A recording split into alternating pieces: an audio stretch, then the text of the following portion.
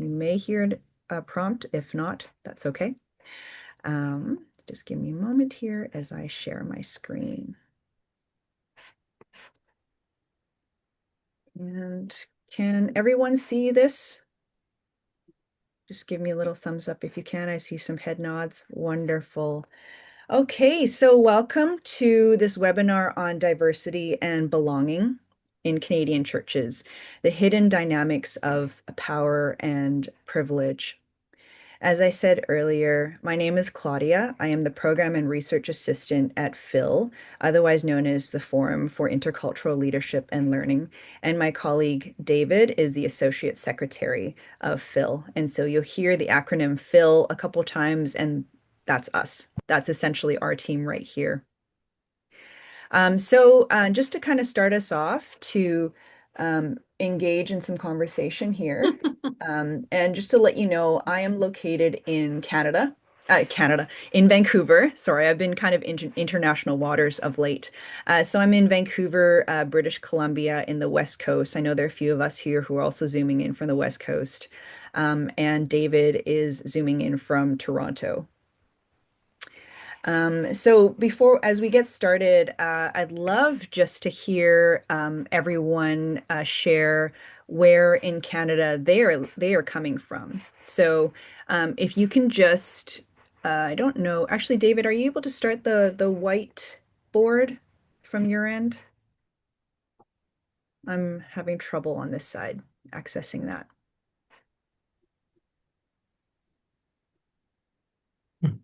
And if not, we can also use the chat. Oh, lovely. I see the chat coming in.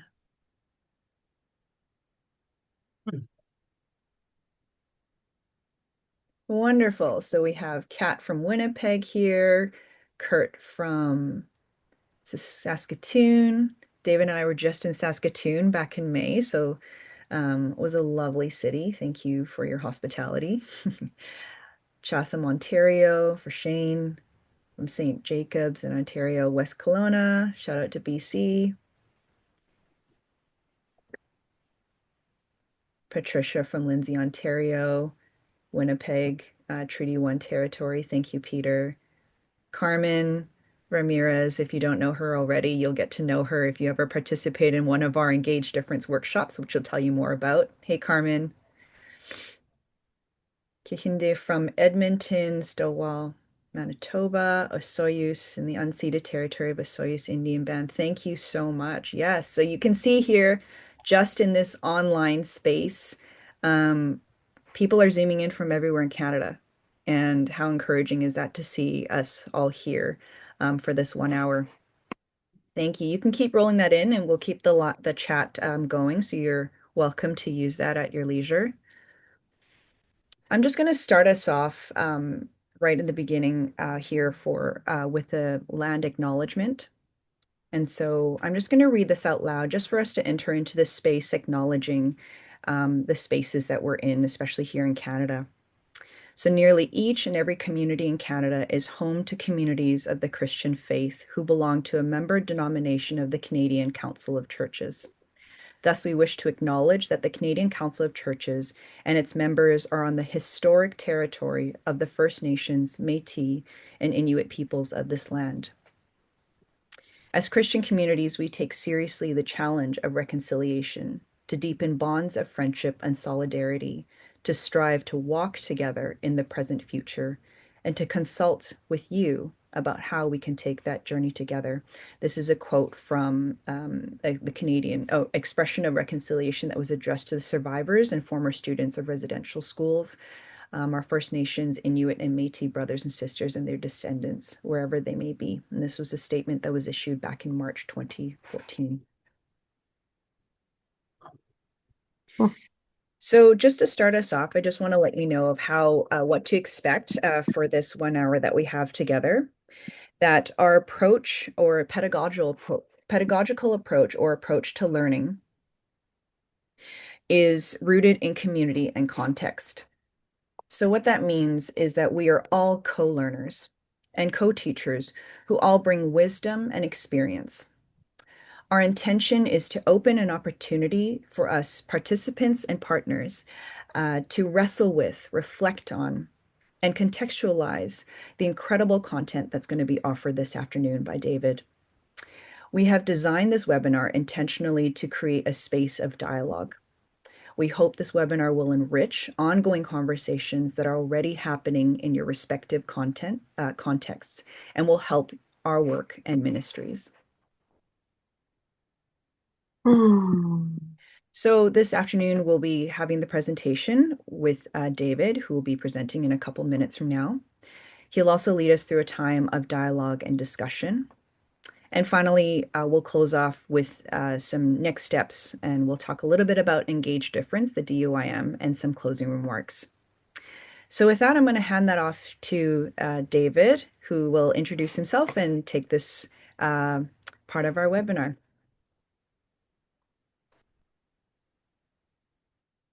Hello, everyone. Hello, Claudia. Thank you, everyone, to be here. I see familiar faces.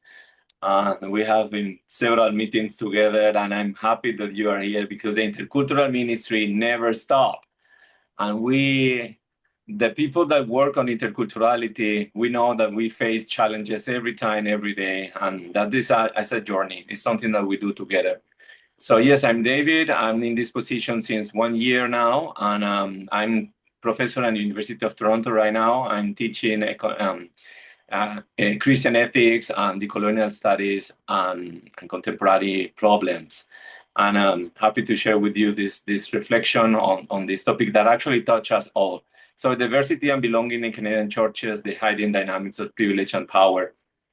Usually, when we talk about Canadian churches and how the structure of power is organized, we usually think that is something that is very visible, that we face in a way that is presenting in our life in a daily daily basis. But sometimes it's difficult to understanding how that works, or how is it manifested, or how that actually occurs in our daily churches or worships. So I want to go here and present to you something that this image that for me reveals more of what we're gonna talk today, unveiling the interplay of origin and belonging. And it's interesting because the first question that we did today was where are you from, or where are you connecting from, or but is the question of where are you from is different to the question where do you belong, because there is two different assessments that we do when we receive this question. So the initial question immediately refers to us to geographical origin. The initial question refers to us to a place where we were born, or a family place, or place that we call home, etc. Is a more really geographical space. But then the question of belonging refers more to a multiplicity of factors. And that's why this picture here, I'm trying to actually condensate what creates Christian or human identity. When we are asked, and if I ask you right now, where do you belong? I think you think twice. You are not right away saying, I don't know, Nunavut or Toronto, or any specific geographical locations. But you are more or less thinking in what do you call belonging? What do you call origin? What do you call that your identity is part of? And that interplay is actually what create power dynamics. And this is something that I want to address with you right now, because this is something that we deal in our churches. Even when we receive for first-time people, or when we have different ministries approaching different churches and open new churches, even in intercultural spaces. And we are proud that Canada, and we say that we are proud that in Canada, we are an intercultural church, or the word that we use most of the time is a multicultural church. But the notion of multiculturalism is complex because it hides something behind. That multiculturalism sometimes put the relationship between different cultures in a suspicious power balance. But when you go and see deeply the relationship between different ethnicities and different backgrounds, and you go to the church and see the balance power on this church, you understand that this equality on this balance is not that much as we expect. So let me continue here and I will explain about what I'm trying to say. So question of belonging versus questions, where are you from? Or even the question, where are you really from? I'm sure many of you have experienced this notion, this question, when somebody look at you and you don't look especially as they understand that you should look if you belong to that specific place in the world. And they ask you, where are you really from?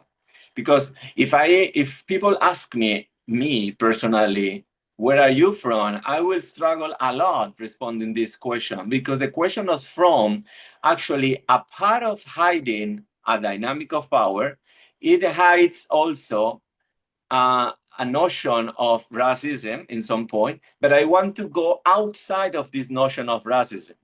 I want to say, okay, where are you really from is a very hard question, because that means that the other person conceives you in a perspective that is not actually where you belong or you supposedly belong to, but also it's hide a power dynamic. So when we say about belonging, we are actually operating in an interplay, in an interlayer dynamic.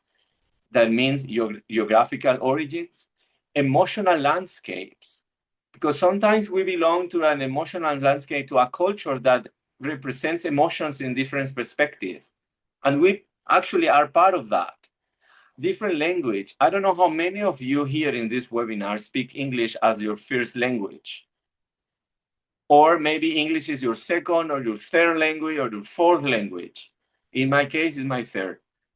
So I'm Argentinian, but I was born in Colombia, but now I live in Canada. But my journey has allowed me to live in other 4 different countries. So when people ask me, David, where are you from? I say, what is these people asking me? Are they asking me my geographical origin, or actually are they interested in my origin? Because that's not an easy question, even though it seems to be easy. So, but in churches, when we say belonging, we need to be aware that belonging is more than from.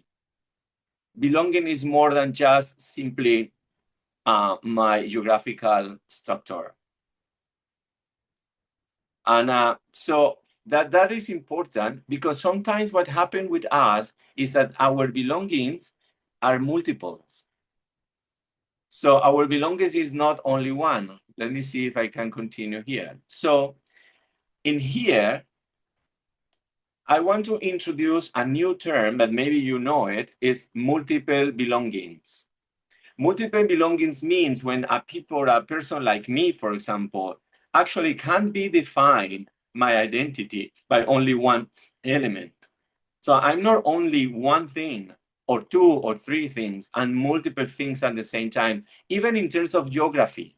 But because in terms of geography, I'm different and I'm multiple, also my culture, my identity is shaped by multiple cultures and multiple identities.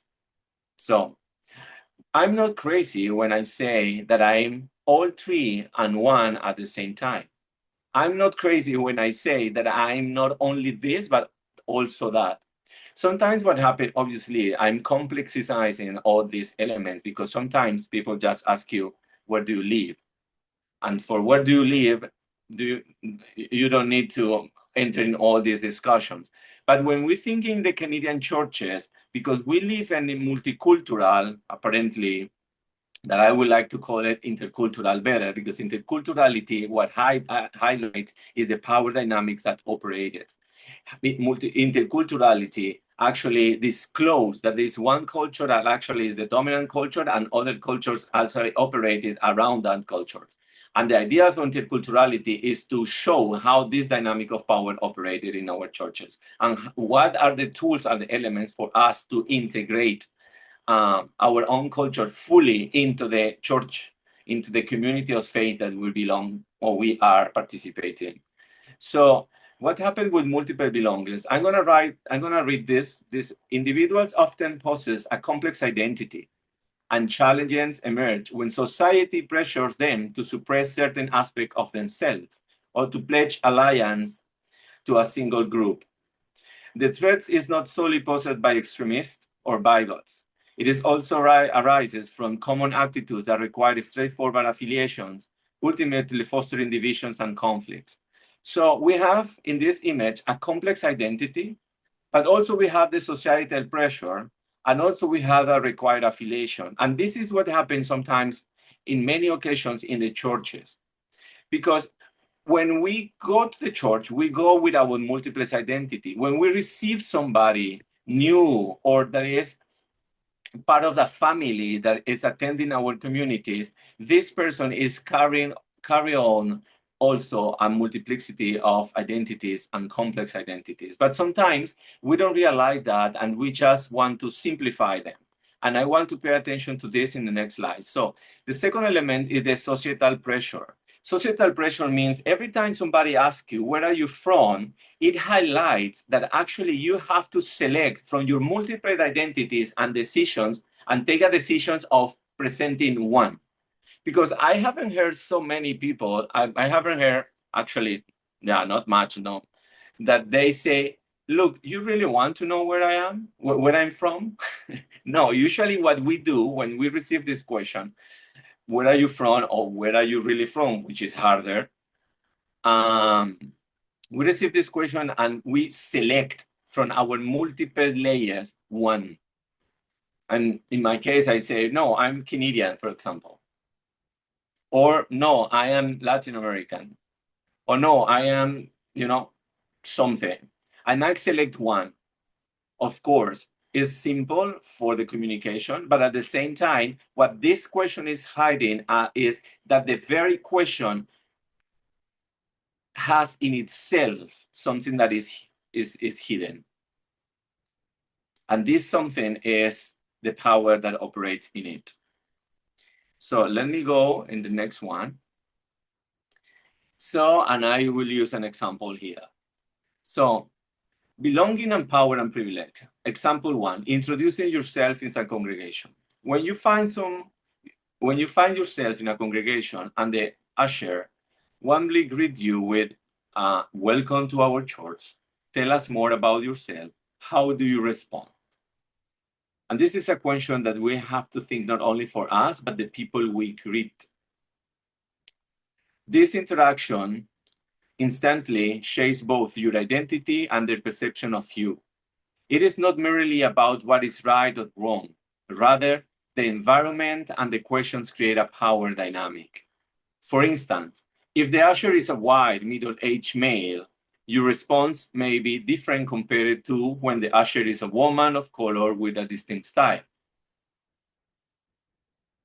Your answer will naturally change based on this dynamic. And this is important because sometimes what happens is we don't realize that the fine line between this little greeting, I'm for sure I'm not here to talk about greetings. I'm here to talk about what this greeting actually is hiding and what is behind this greeting. And I'm not saying that you don't have to greet people. No. That's not the topic here. Is what is behind of this when we interact with other people. And how we, when we receive this question, also operate in the same logic behind the question. So it's not an innocent, but it's not a bad question, but it's not an innocent question. It's a question that carries a different weight when we analyze it in regulation of power and privilege. So if I am a man from Latin America and the usher knows a little words in Spanish and he said or she said, bienvenido, gracias por venir, like welcome or thank you for coming, in my own language, I will feel differently For sure, I'm not asking the usher to speak as many languages as the church speaks, because it will be impossible. But the perception of the question and the power operating in the question is quite different.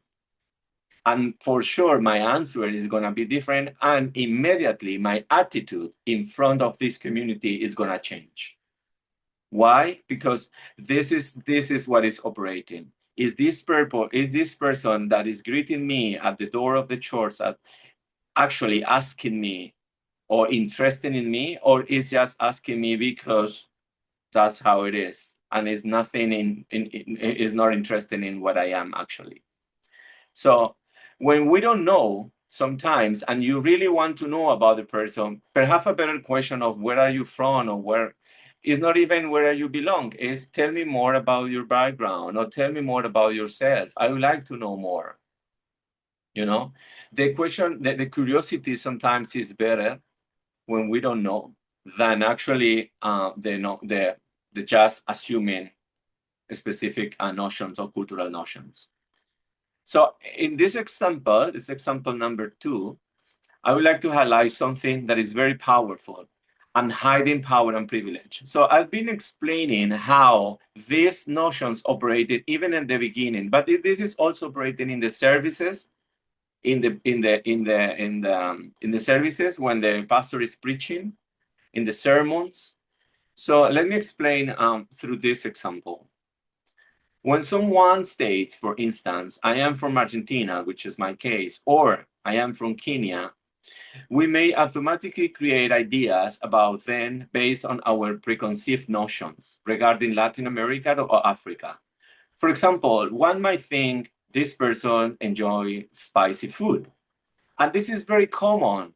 And I've seen this in very much in different occasions, in several occasions, because people think that they have an idea of what is this specific country or continent, and they actually assume that this person, because they came from there, or they say that they belong to that, they have the specific cultural practice. When actually, I can say that in Latin America, the country that really eats spicy food is Mexico. So in Argentina, we don't eat spicy food. And in Bolivia, in Ecuador, in Central America, in Paraguay, in Chile, in Uruguay, no. People eat spicy food, but the country that actually is known by eating spicy food in Latin America is Mexico. So when we assume, and perhaps you are doing an activity in your church, and you are inviting different cultures to share, and they say, no, it's a Latin American night, and you as a pastor or as a leader is inviting them, and then you think that because people is from Latin America, they eat spicy food, and then you prepare maybe some spicy food when actually 90% of them will not eat it. And then you have the cultural shock, but not only a cultural shock. Now you realize that is something in your perception that is not only perception.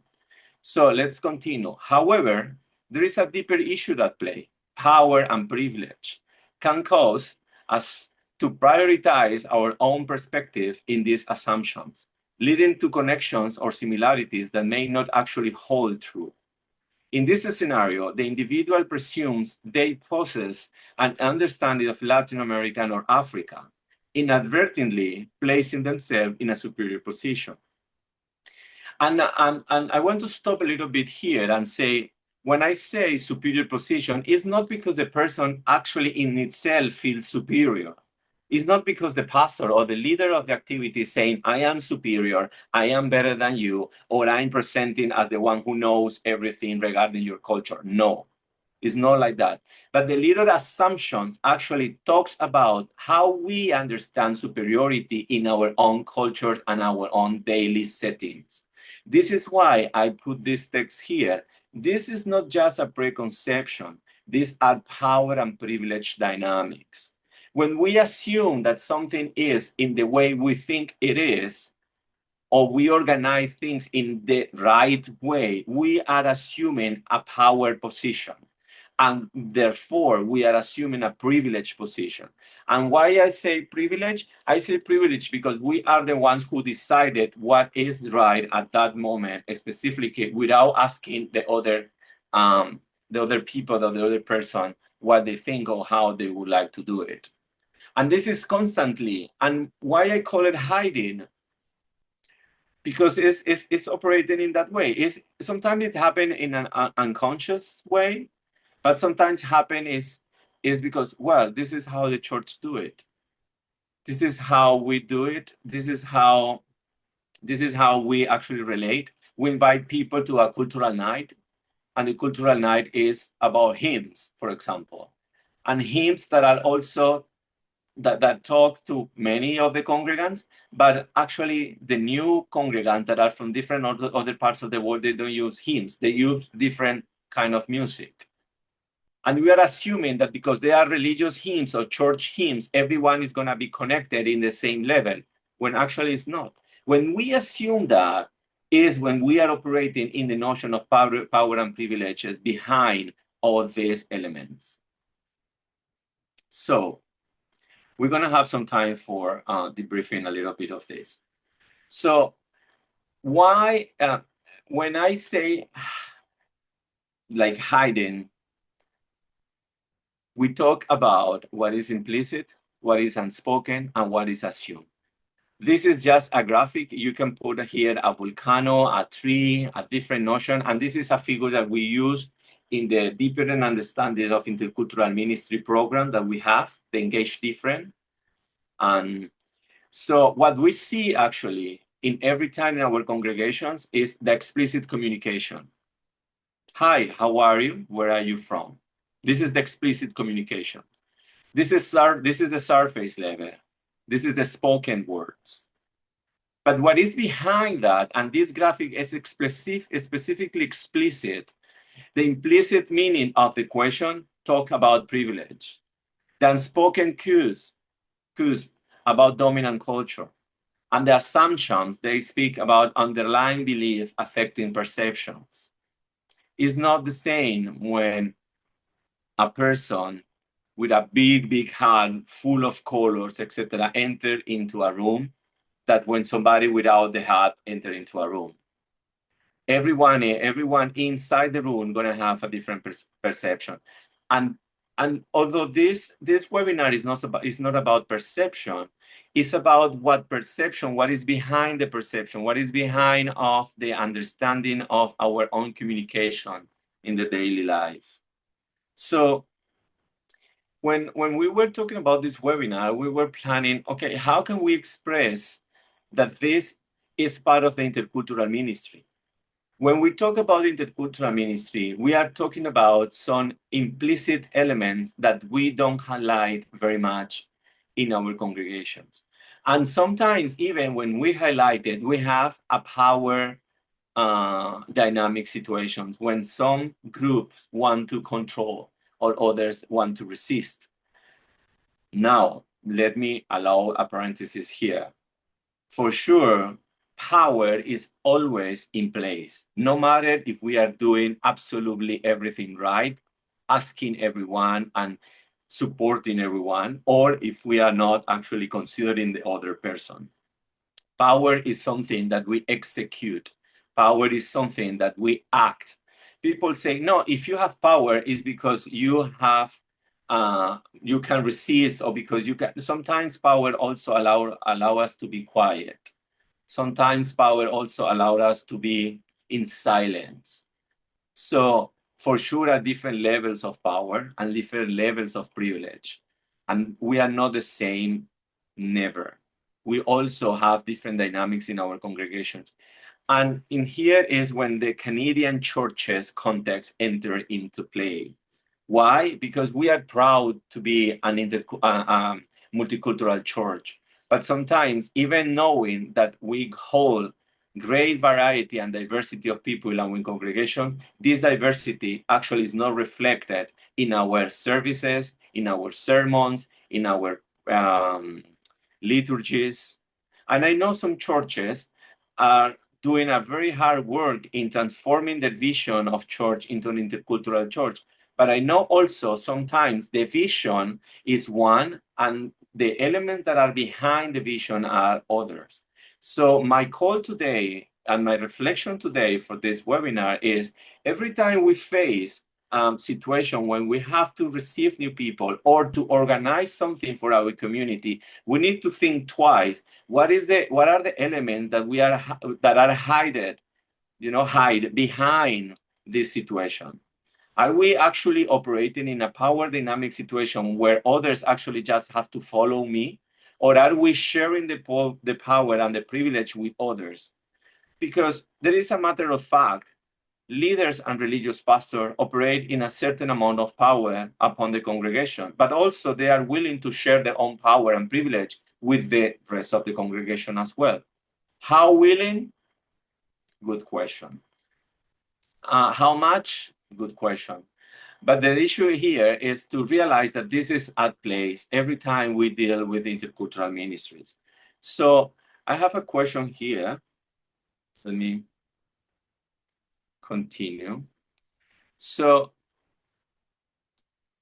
in my reflection, I talk about multiple belongings because we are not belong to just one thing. And also multiple belongings means our identity is composed by different layers. So what was the moment of insight or learning from this short reflection that we have had? And we decided to have it in half an hour because the idea here is to give a glimpse of something else that we develop in 5 days in the program we have.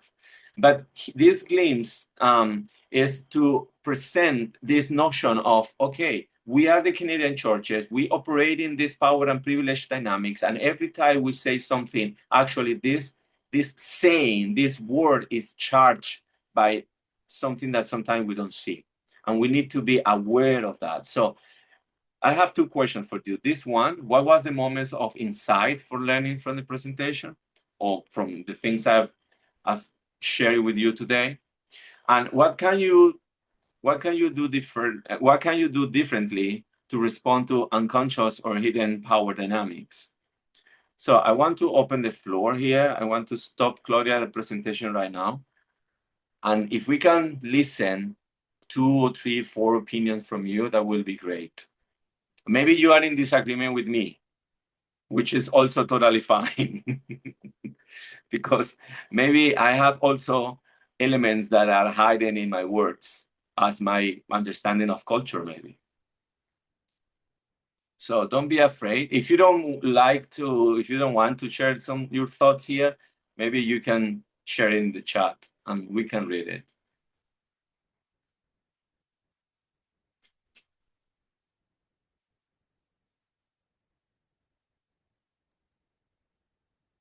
So for anyone who hasn't noticed, I just popped those questions into the chat so that you can look at them since we took down the slide.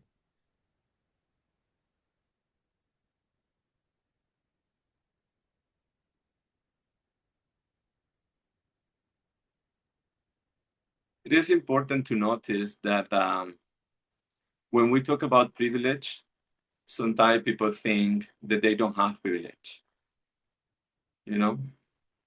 or we think in ourselves as people that we don't have privilege, that we have been working so hard to get where we are.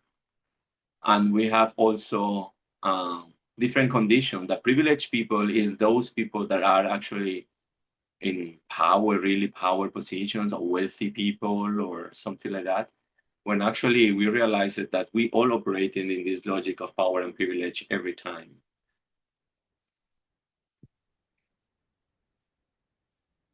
David, it's Kim Uedi Kai speaking. Noel had his hand raised. Oh, I do see. Okay, Noel, welcome. Happy to see you.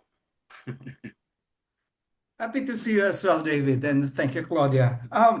My reaction is something like uh, I am Filipino. I come from the Philippines, if you ask me, and I think we react to that perceived power structure in front of us. And usually, and I'm speaking as a Filipino here, we sort of shift to that power structure hence our responses. And in Asian culture, the smooth interpersonal relationship is very, very important, the idea of the face. And so with that, we try to merge our responses to such power structure, which is very interesting, your presentation, that is. Thank you. Thank you, Noel. And I think you have touched a very key point, and I would call it how we filter our identities in order to belong to the place where we want to belong. You know?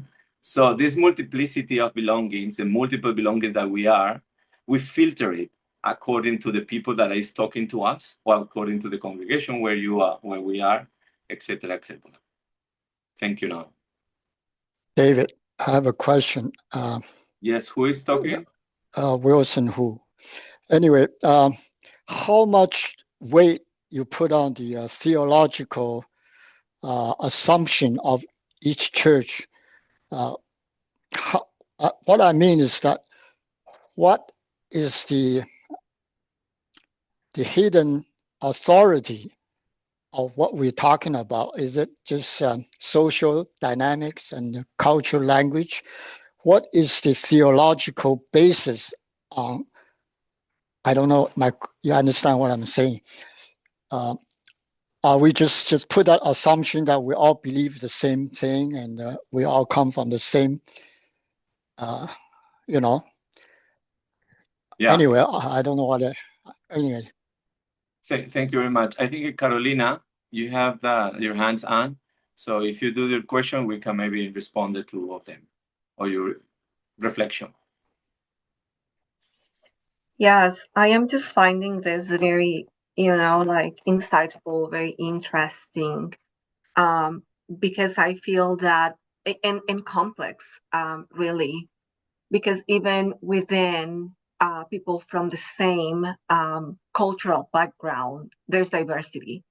So how much more in a community, a church, a city, like a neighborhood where people are coming from different origins, right? Like from different cultures, different backgrounds. So I'm just finding it, like it's just the beauty of the diversity of the body of Christ and how, even our perspective on celebrating that and seeing each other as equals, different parts of the body, each of them with, value and things to contribute, and none of them, higher or, better than the other. Just like how we're called to be, to see each other as equals, even within our own cultural or origin or background, right? Like how much more when we come together. And at the same time, I'm thinking this is so complex. I mean, so complicated, probably only achievable through the Spirit of God. I mean, there's no other. It's hard, and I too come from, like a different background. I am from Colombia, but I lived many years in the United States, and then here in Canada, and just being around people from different backgrounds and from in different organizations and in the context of the church, but also in the context of school and work. Thank you for this. Very insightful, very, very interesting, and just, like, it's so complex. I can't just only think that, I mean, this is only achievable through the Spirit of God. And if we literally see each other as just, as children of God, like whoever it is, and we can just see people to the eyes and without seeing anything else about them but, brother and sister. Yeah, I want to relate this comment, Carolina, that the previous comment, because this talks about the theological elements that actually also shape the way we communicate our culture. And it will be great to do a webinar on the theological hidden dynamics of interculturality, because there is a lot of things that happen when we realize that our theology, although we share the same elements, is also diverse. And it's not because it contradicts each other, It's just because our way that we experience God is also different.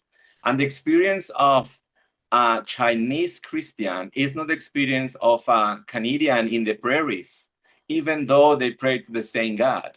You know, even though they prayed and they go, maybe even if they are both Lutherans or Pentecostals, or so these differences also appear. So in terms of theology, I would say that this conversation that we are having about the power dynamics, the hidden power dynamics of privilege and power, allowed us to think how much also when we assume theological notions, we are also operating in these dynamics.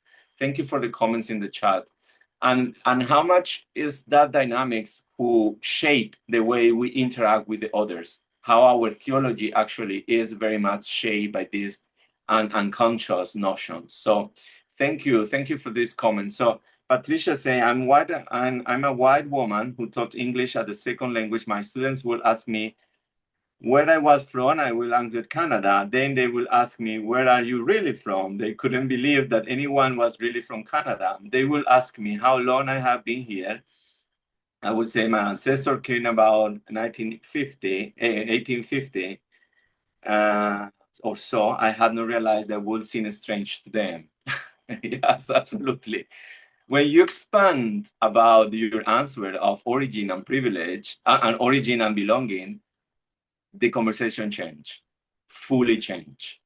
And that's why, and with Claudia, we have this generation 1.5. I don't know how many of you have heard about the generation 1.5, that those kids that were carried, that were taken from their, they weren't born here in Canada, but they were very small kids when they came, and they are now adults, and they belong to the in-between. They are not, they feel that they belong to they are Canadians for sure, but also they represent their own culture in their original country, but they are not from them fully and not fully from here. So they are kind of in between. But actually, they are multiple belongings. They are from both and more. So yeah, thank you, Dana, for the comment. So thank you, because this allowed us to continue thinking and continue reflecting on this topic. And hopefully we can do more of these short reflections, not 3 hours, so people is not busy and spending 3 hours on reflection. But yes, Claudia, the floor is yours. So. Thank you, David.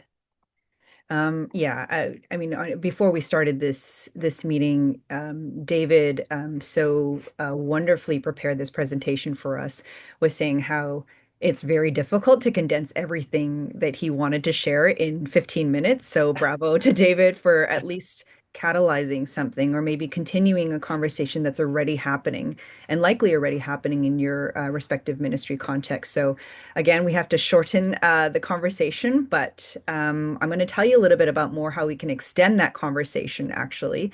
And you may have heard at this point about Engage Difference. Now, this Engage Difference is our flagship program. When I say our, it's the Phil's flagship program. And so it is Engage Difference. The full title is Deepening Understanding for Intercultural Ministry, or DUIM. So sometimes you'll hear us say Engage Difference or DUIM, and it's the same thing. It is a 5-day interactive and immersive program that explores the art of intercultural ministry. It is Canadian based. And so I just wanted to underscore that because Engage Difference is based in Canada and in the Canadian church context, this actually makes this program quite unique. As David had mentioned earlier, Canada is proudly multicultural, but what does that really mean? Right. And David has actually touched on some of these things as to what that actually means, how that actually plays out. And this has significant implications because the Canadian understanding and engagement with culture and engagement across difference is unique. And so while the content we discuss in the DUIM draws from a variety of perspectives, we have a distinct appreciation for how these perspectives actually land in the Canadian ethnocultural landscape. So how does it work, or who is it? Sorry, I'll say who is it for. So I would say anyone who works in diverse settings where cultural identity, power, and difference impact relationships. And seeing just very briefly some of your responses from the form to register for today's webinar, it's everyone here. Ministry leaders, community members, individuals, congregations, those of us who want to build bridges in intercultural community that nurture belonging and diversity. And I'll add this other note too, because this is some feedback that we've received from past participants, is that DUIM is for those who feel even scared, nervous, or even paralyzed by the fear of saying the wrong thing or not even knowing where to start when we talk about engagement in intercultural ministry or interculturality, as David has said. So how does it work? So together, we learn in a community of no more than 20 participants, and we move through 5 days of interactive and immersive engagement on intercultural ministry. So over the last 40 to 45 minutes or so with David and with myself, and with you all here, we've had rich, at least reflection and maybe even a little bit of dialogue on diversity, belonging, power, and privilege, and even just the hiddenness of all these different dynamics at play. And what we've experienced together here for the short, brief time is actually just a foretaste of what you can expect in an Engage Difference workshop. But you can also expect that it'll be even more interactive. So it's designed this way because we want to encourage all participants to bring their life experience. So it's experience centered and conversational. And we want to encourage everyone to bring their whole selves to the conversation. The last thing we'll say is that it is a little intense. And it is gently challenging. So it'll bring up some things for you all. And I just did the DUIM this past May as a participant and an observer, and for sure, personally, I can say that it was challenging. But I think at the end of the day, I felt very grateful, and it was very worthwhile, especially learning with others. So that goes to say, what will I gain? What will we gain? Very practically speaking, you'll come out with hopefully ideas for implementation in your own context. There's also practical skills that we can engage in intercultural ministry. You'll also walk away with resources for self-care and lastly, connections with DUIM alumni and ongoing support and development. And so again, I just want to underline this idea and this importance of friendship and partnership. And that is our hope, that we gain partners in ministry across Canada and across denominations. And I don't think I mentioned this earlier, but there are several different denominations that are represented here alone in this webinar. So that's not something to be ignored, but it's actually a sign of a desire, at least, for mutual engagement in interculturality. So if you're interested, just to let you know, especially for those who are in central Canada or anybody who desires to move to, not move, if you felt so inclined, but to visit Ontario, our next DUIM is actually happening in Ontario. So Salvation Army Jackson's Point Conference Center is a lovely retreat center. David and I just visited it a couple weeks ago. It's very close to Barrie, Ontario. So it's about an hour and a half north of Toronto. It's happening. We're going to be hosting a 5-day workshop from November 10th to 14th.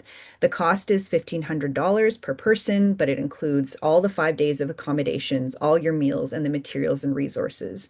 Bursaries are available. So just wanted to mention that anybody who is part of the ELCIC, so the Lutheran Church or the United Church of Canada, there are bursaries available under your denominations. We have, I mentioned Carmen Ramirez, who is also a co-facilitator. I don't know, I don't see your face on my screen here, but Carmen has been part of the DUIM since essentially its inception, since its beginning. But she's also now working for the Lutheran Church as the associate to the bishop, I believe. Carmen, please correct me on that if not. But she is the person to talk to with regard to bursaries. And United Church, as I mentioned earlier, offers bursaries for anybody who wants to participate in the DUIM. There is maybe Carmen can say hi. Oh yeah, that'd be great. Thank you. Let's put Carmen on the spot. Hi, everybody. There she is. I'm Carmen Ramirez, Assistant to the Bishop in Diversity, Equity, and Inclusion. and I've been a part of the DUIM since 2012. So I highly recommend it. I see some of you, Lynn, who was, she just mentioned that she participated about a year ago. Thank you, Carmen. Wonderful. Thank you. Thanks, Carmen. Yeah, and I thank you for mentioning that too, that we actually have DUIM alumni. So if you want to just do a shout out here in the chat group too, we welcome that. Thank you so much, Lynn. And Noelle was a DUIM facilitator. That's wonderful. Okay, so compared to you all, I am a newbie, and I really am a newbie. But so just to mention, if you are unable to attend the one in November, for those of you who are in West Coast who want to visit Vancouver, that's where I'm based. It's coming next year, in February sometime. Oh, let's hold on. There it is. February 2026. We're trying to finalize the dates right now. We have a venue in mind, and we're just trying to figure out the details as to the specific dates. But we invite you to stay informed. So if you see the email underneath there, intercultural at councilofchurches.ca, that's how you can stay in touch. And we can, and for those of you who've responded that you're interested or you want to learn more about the DUIM, we have you in our system too. And so we'll make sure that we get in touch with you. So what now? With the last few minutes, oh, wonderful, Kim, original DUIM co-creators. This is amazing. So what now, for those of us who want to continue this work after we walk away from this webinar? So the first thing, these are just some suggestions, is engage difference. Currently, what we're doing right now, you showing up here, participating in the chat, just listening, and even just reflecting, you're already beginning that work or continuing that work. And so we encourage you all to ask questions, continue to ask questions, be curious, and continue those conversations within your context. Build relationships, connect with others in your community and your networks, connect with people who are different from you. And then we'll also say, a shameless plug here, to attend a DUIM. You will gain skills in building bridges. We say building bridges through faith, heart, and skill. And so we definitely encourage you to participate or even just consider maybe engaging in the program that we have available at Phil. And the last thing is to partner with us, support our shared work. This is a shared work. I mean, David had mentioned and implied this earlier, that interculturality is the reality. We are already in an intercultural space in our own lives as embodied people, but also just naturally in the Canadian context within our families and then also within the churches. So we invite you to support our shared work, subscribe to our newsletter. You can also donate to Phil as well. And I wonder, David, if you have anything more to add with regard to this? Yes, I would like to say that you want to have fun with others. Mm, Come to the thank you. DUIM. You want to I forgot to- enjoy the intercultural ministry. This is not something heavy. This is something that we all can learn. We all can enjoy. I remember I laughed a lot during the program. So you're welcome to laugh with us, to enjoy with us. The food is also amazing.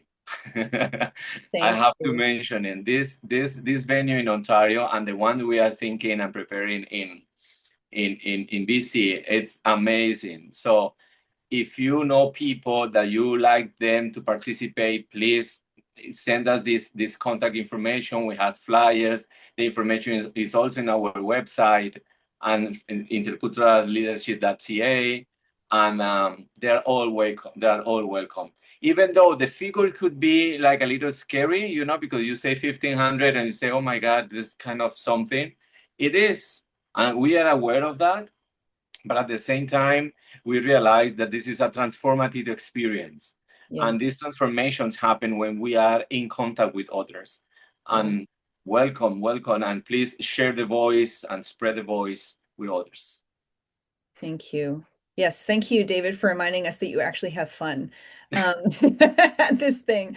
Sometimes we forget, right, that the intercultural ministry, even though it can feel heavy or maybe even feel daunting, but I can say personally too, I laughed a lot. Like, you know, sometimes humor is just one of those ways that can sort of really make things a little bit more accessible and lighter. And absolutely, the food is amazing at Salvation Army, the Jackson's Point Conference Center. It is a retreat center, and you can kind of consider this as a bit of a retreat too.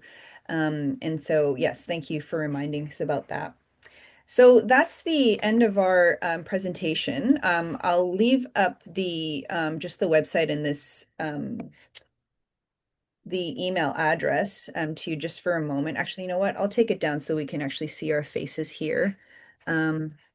And yeah, that concludes our webinar. And I wonder if if anybody has any concluding remarks, you can mention that. You can mention that here. You can unmute yourself, or you can even just share in the group chat.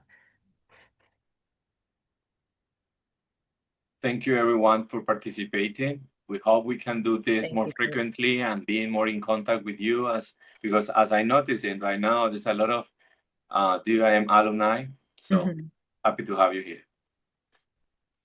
Yeah, Thank you. thank you so Thank you. much. Yeah, Bye-bye. and if you have any questions, please just contact us through the email. Otherwise, we'll hear from you soon, or you'll hear from us soon, rather. Take Thank care, you, folks. everyone. Muchas gracias, David. Gracias. Thanks, Noel. Thank you. Thank you. Good. Thank you. Bye-bye, Kim.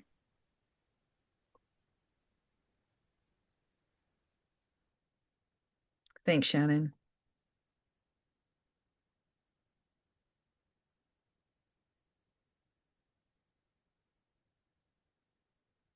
Oh, thank you, Ronnie.